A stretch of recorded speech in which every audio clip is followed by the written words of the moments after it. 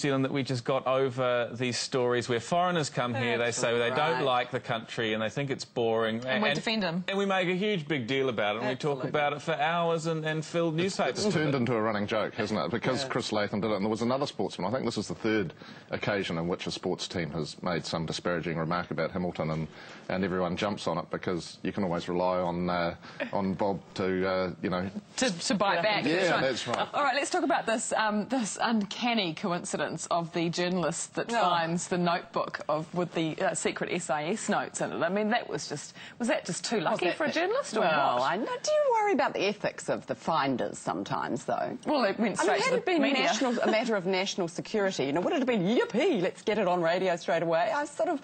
I don't know, I question it sometimes. No, but the contents of the notebook did remain relatively secret, mostly because no one could decipher what it was all about. Well, all the media organisations have been through it, though, no doubt. It could have been a lot more embarrassing for the SIS, because I mean, they've had issues in the past with, you know, people have been talking about it, the briefcase with the pie and the penthouse. Yes. And this was, you know, I bet they all breathed a sigh of relief when they discovered that this didn't have any doodles in it about, you know, Nikki Hagar or something like that. I like John Key's comment, which said that the penthouse would have made for much more interesting reading than the notebook. But then the police, remember the police left a camera at a drug raid house with all kinds of evidence photos on it, and before that a police document, a confidential document they left for the mongrel mob. So that's what I was going to mention that. Wellington, so maybe they all need a lesson in how to look after my stuff. How to hold on to sort of things. an Inspector Clouseau thread starts to come through, isn't there? It was just that this journalist, I mean, how unlucky have you got to be that a Radio New Zealand journalist picks it up? Well, in Wellington it was either going to be a public servant or a journalist. That's true. Or a boy, Radio New Zealand. That's right. OK, well, it's interesting, the interesting news has been come out that there are apparently naughty names out there. Of which none of us own one, but Jack and Chelsea. I'll read you the list. There are names that when teachers see them in their class, they say that kid's going to be naughty, and they are the following: Brandon, Charlie, Courtney, Chardonnay, wouldn't have seen that coming, Crystal, Casey, Alicia, Liam, Jake or Brooklyn. If you have any of those at home...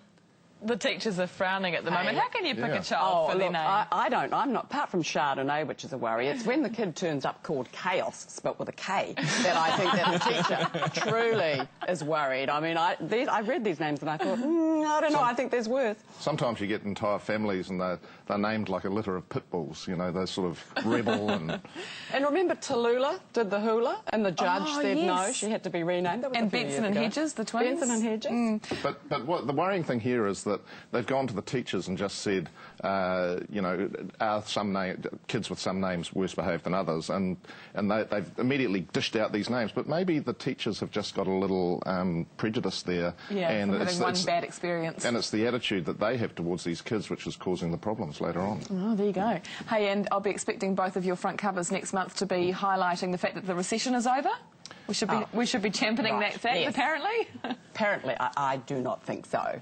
Well, Now, Treasury has come out this week saying that all signs are positive, though, and we've been talking about this recession for the last 2 years in the media, but we don't seem to be talking so much about it being potentially over.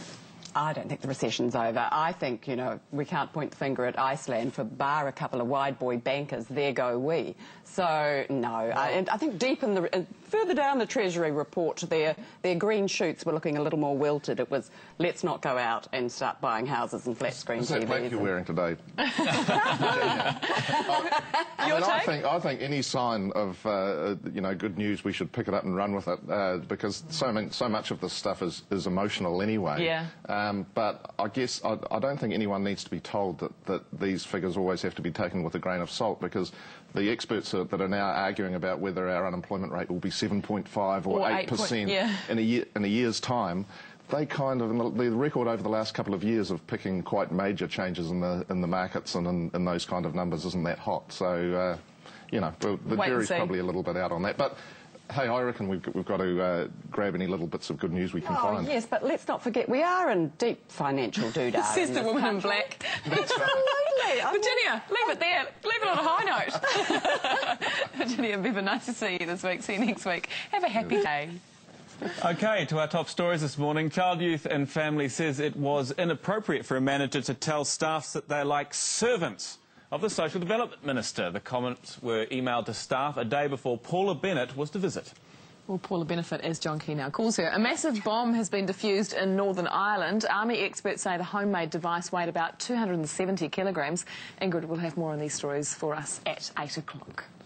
And the weather around the country, it's another fine day for all the main centres, and there's just a bit of cloud cover for Auckland, Wellington and Dunedin, but Hamilton, high of 18. There we go. Let's check out some of your feedback about Hamilton and the Springboks complaints that it's too boring to stay there before the test. Here's a couple of your slogans this morning. Hamilton, just far enough away from Auckland. Nice one.